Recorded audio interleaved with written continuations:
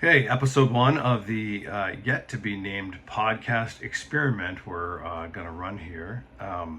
The stimulus question I have to start this off is what's something you would like to go back and tell your younger self?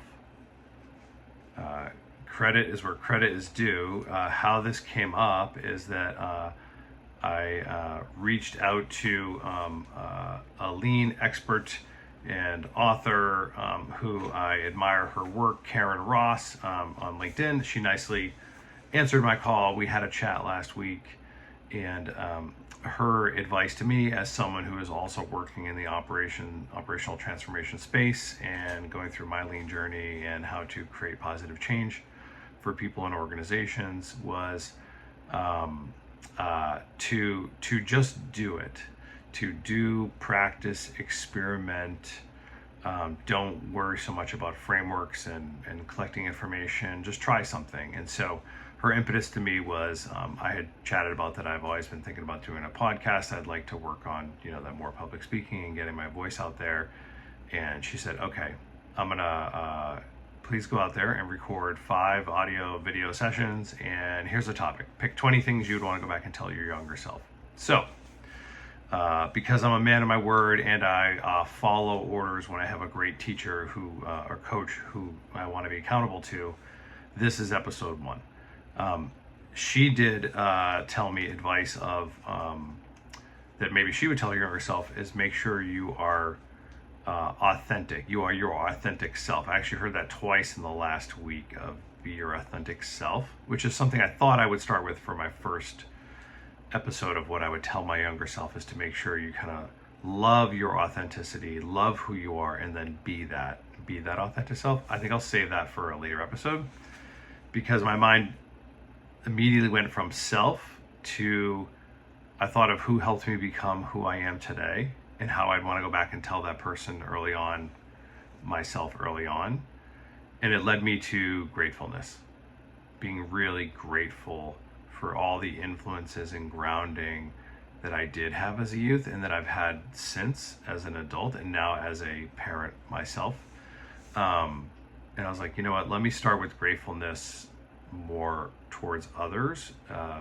Let's start there as episode 1. I feel like that is core to the human experience, and what a more fitting way to start. So for those who do know me and know my kind of analytical nature, and I worked most of my career in basically problem solving and critical thinking and so it would and visualization. So it would make sense that I would make a diagram or a framework for me to help answer this question. So as I thought about gratefulness, I was like, let me think of how I can structure this narrative, how I would talk about it. And it just started forming in my head, almost like the center of an onion, or this kind of wave ripple effect going out from like my core foundations out to like secondary, tertiary influences, or nested Venn diagrams, if you will. And I came up with the gratefulness ripple effect. So this is how I'm going to guide myself. So in the center, which is very core to how I think my parents raised me in the community I was in, I would say is a grounding in faith and spirituality. Again, this is very personal to me and my own lived experience.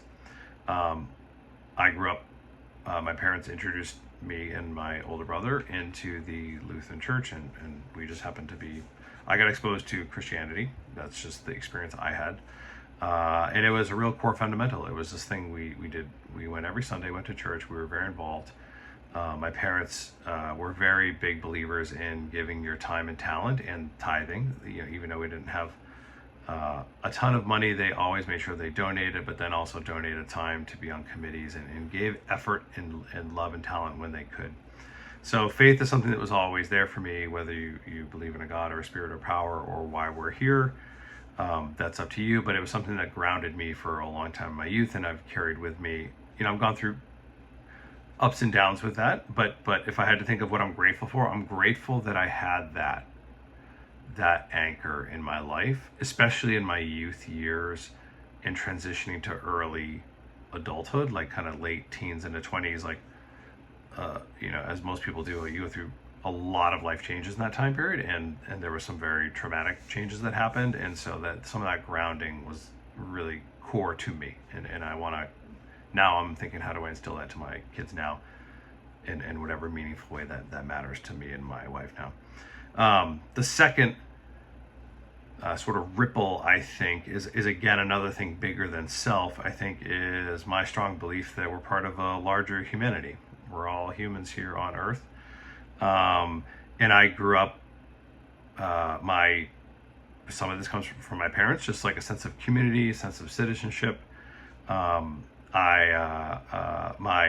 grandparents and a long line of my family were in military service. My dad was in the Army. I had grandparents.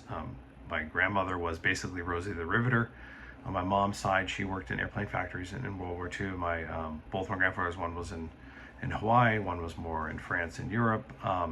And then I had other folks in different places. So I had this sense of like serving your country, serving citizenship, your community, bigger than yourself. So really grew up in that. Used to go to like soup kitchens as a kid, and had this sense of like service was big core. So that kind of grounding faith, and then also serving your other humans regardless of income, ethnicity, religion, any orientation. It was sort of, we're all part of this human race, and I really appreciate that grounding as well. The third layer, I would say, is the family and friends tier, which I think I probably think about most every day. That's the one that's like really tangible. The other two are like kind of around us and in us, but the family and friends one is like very tangible in the relationships themselves. Very grateful for my parents. It's hard to even imagine now that I'm a father of two children under the age of 5. I know the amount of work I've even done in these 5 years to raise these 2 kids with my wife, and can't even imagine how my parents did that in their time. And so I'm very, very grateful for what they sacrificed. Now I know what that means. I understand more what that means.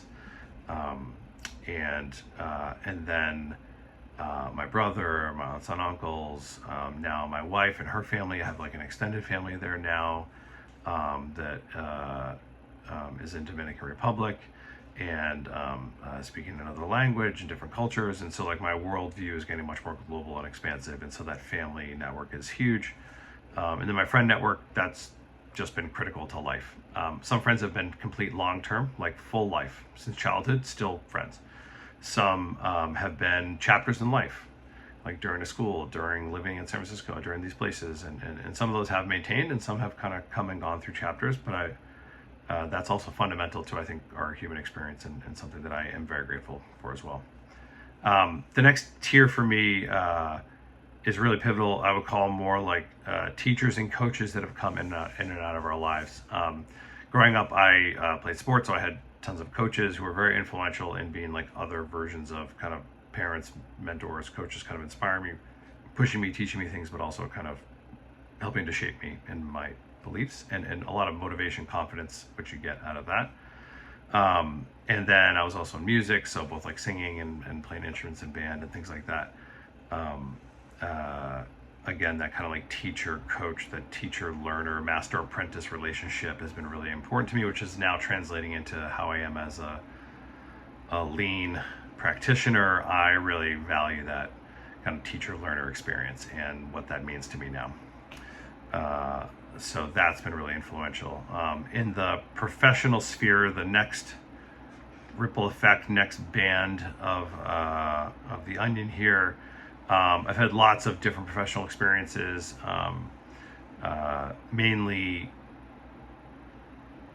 at each one of those stages. I've found people that were more than a manager. Maybe they acted like a coach, maybe helped me with some development. It's shifting more into a mentor, I guess I'd say, at that point. And so there's been some real key ones that I can think of that hit me at great moments in my life that really spun me off and kind of took me under their wing in a way that was way over and above what I probably would have expected, and completely pivoted my trajectory in life. And I think that's something that I only hope I can do and have done in pieces of my career, and really want to start shifting the next part of my career into becoming more of that teacher, coach, professional motivation for other folks. Like as I get to these outer layers, I want to become more personal as I do that. And then last is just sort of like this last sphere of, I think, influences. So influences both being academic, entertainment. I mean, I grew up playing sports, so I in some ways idolized a lot of sports figures who who shaped me. I kind of realized early on, I don't know that like, as I got to high school and thought about college, I wasn't like, hey, I'm going to become Michael Jordan, or I'm going to be Roger Clemens, or let me go. I knew that sports wasn't going to be everything for me. My parents at least instilled in me it's good to have like a backup academic plan, so I really made sure I doubled down in academics, knew I wanted to get master's in continuing education, so I really shifted into like balancing that intellect and entertainment and what influences shaped me. So as much as possible, tried to balance that, and now I love reaching out to authors and both associations of people. And right now I'm like very hot into trying to reshape my mind and where I want my lean journey to go as a leader and a practitioner. So reaching out to some leaders in that space right now, which is what brought me to this podcast. So really excited there. And then I grew up playing gaming, so loved like all things gaming,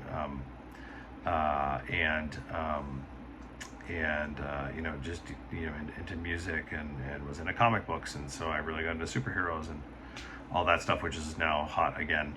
And those were things that just inspired me in different ways and kept my creativity open, even though I was learning more scientific and other kind of skill sets going through the classic, American school systems.